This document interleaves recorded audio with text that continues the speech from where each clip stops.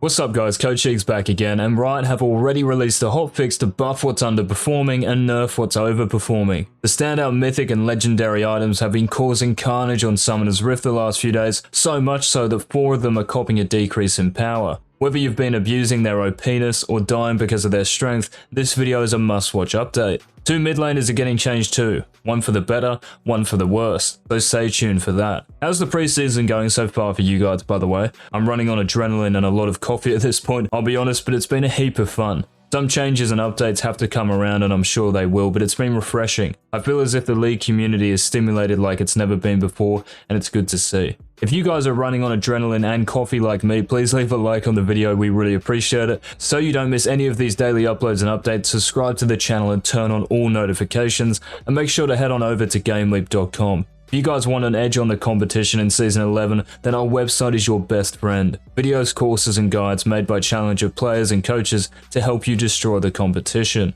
Right, let's get into it. Let's start with the 2 champion changes, the first being to Victor. The Machine Herald has one of the highest win rates at the moment. The buffs to his mana pool, E Death Ray, and changes to his passive Glorious Evolution have made him way too powerful, and the Rito Balance team has stepped in to reduce some of this power. The hotfix will nerf Victor's Death Ray, his main source of damage, poke and wave clear. The laser AP ratio is being decreased to 50% from 70%. 20% is a good chunk of damage and will impact Victor later in the game the more AP he has. It shouldn't make too much of a difference early on. In addition, the Aftershock base damage is being decreased to 20 to 140 from 20 to 180. This also targets Victor's mid to late game because you max your Death Ray first, meaning that as soon as you augment it via your Hex Fragments, you lose 40 base damage. Thankfully, the 60% AP ratio stays the same, so one hitting range minions shouldn't be a problem, nor should poking down enemy champions. On the contrast, Kassadin is getting buffed. Let's talk about the first change.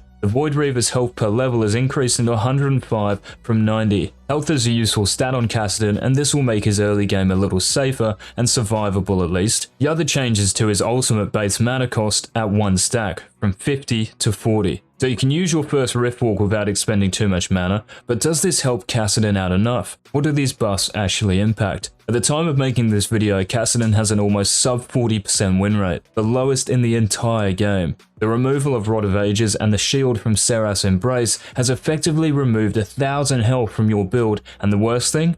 There are no substitutes. The 270 extra health you have at level 18 from this hotfix is minor. On top of that, none of the mythics stand out as particularly good, and these are your only sources of mana. The 20 increased mana growth is minimal compared to everything else.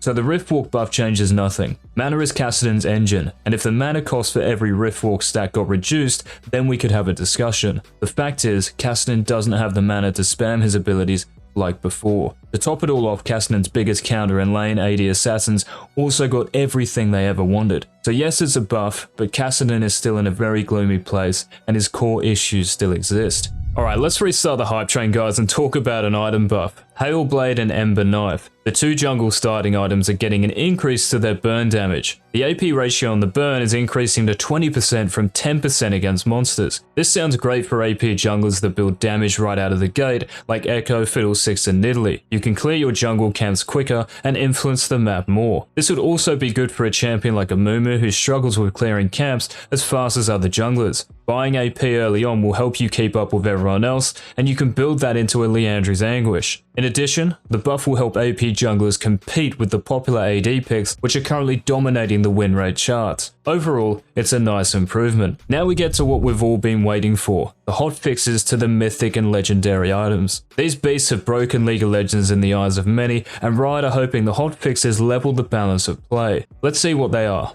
We'll start with the Eclipse nerf. Riot are nerfing 2 effects of Eclipse's passive, Ever Rising Moon. First one, after hitting them with 2 separate attacks or abilities, is being reduced to 6% from 8%. You lose 25% of the original damage. Thankfully, for all you Eclipse abusers out there, I'm looking at you Kha'Zix and Graves players, this won't have any real impact on your gameplay. Of course we'd rather have more damage, but we still have plenty from the rest of the item to not even worry about this hotfix. Shredding tanks and healthier targets was never an issue in the first place. The second change is to Ever Rising Moon's movement speed, from 30% to 15%. So this has been halved and will have more of an impact than the health damage nerf, but it's still pretty small. Champions who build Eclipse first normally buy Yomi's Ghostblade afterwards, and the movement speed from Wraith Step and Wandering Blade is enough anyway. To put the Eclipse nerf into perspective, you still keep the 55 attack damage, 18 lethality, and overpowered Omnivamp, and you still keep the shield that procs from Ever Rising Moon. The win rate in high elo on the Korean server for builds that feature Eclipse and Ghostblade is over 60%, which is the highest in the game, and this is very unlikely to change. The second and last nerf for the Mythic items is for Leandre's Anguish. The hotfix is targeting the passive Torment, which currently grants 5% magic penetration per second against burning targets, stacking up to 25%. This is being reduced to 15% instead of the 25%. This is certainly a decent sized nerf and will suppress those magic pen mages that have been lighting up their enemies thus far. Leandre's Anguish has been extremely effective since its inception for champions like Brand and Zyra who are too good at abusing the item's Torment passive. The item also synergizes extremely well with Demonic's Embrace and its passive Azakana Gaze, which burns enemy champions for percentage max health magic damage. So despite this sounding like a hit on these champions, I think Anguish is already incredibly strong, and this hotfix barely turns it down to very strong. The next two nerfs are for two legendary items that have been causing havoc on the Rift and a bit of uproar. We'll start with Lichbane. The Spellblade AP ratio is being decreased to 50% from 60%. This is the same as the old value and will slightly affect champions like Victor, Echo, and Evelyn who have been exploiting the Spellblade passive.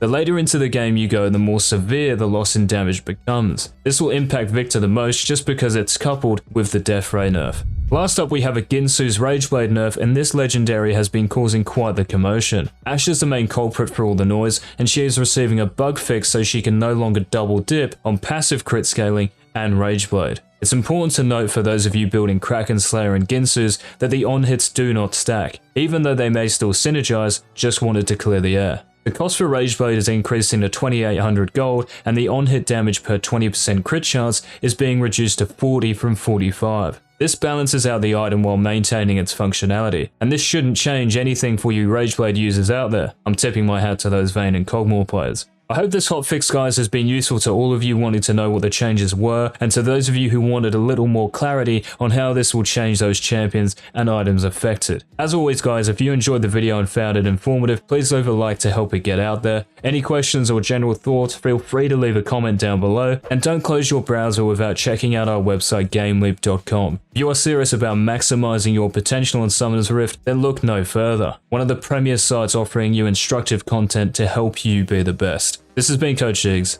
Until next time, peace.